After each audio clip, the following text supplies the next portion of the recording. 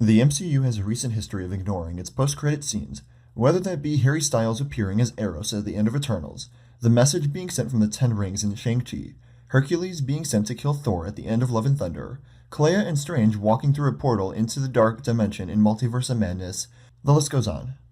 And well, for some of these it can just be chalked up to patience, there being a story for these respective characters somewhere down the line maybe. Fans won't have to wait too long to see the impact of the Thunderbolts post-credit scene.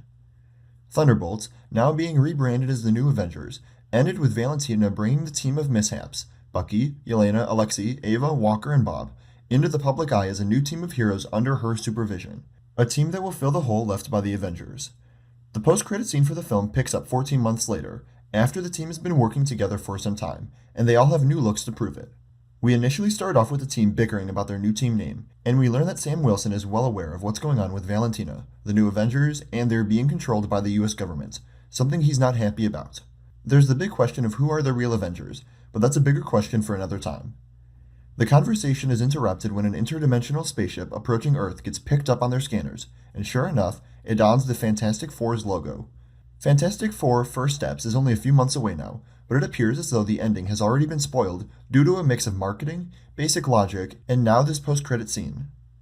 For starters, First Steps is mainly set in an alternate reality, retro-futuristic version of Earth akin to the 1960s.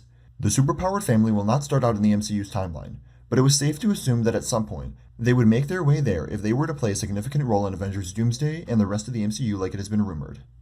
The newest trailer for the film also shows what can be assumed to be this alternate 1960s Earth being destroyed as a spaceship similar to the post-credit scene flies towards the destruction. With Galactus being the main antagonist for First Steps, it would make sense, and be appreciated, that Marvel Studios wouldn't nerf his power or threat to our heroes, that he would pose a legitimate danger to the world, and his coming would have consequences. And what better way to do that than destroy their entire planet and force them to travel the stars looking for a new home? That is, if Reed hasn't already discovered the multiverse by the events of the film.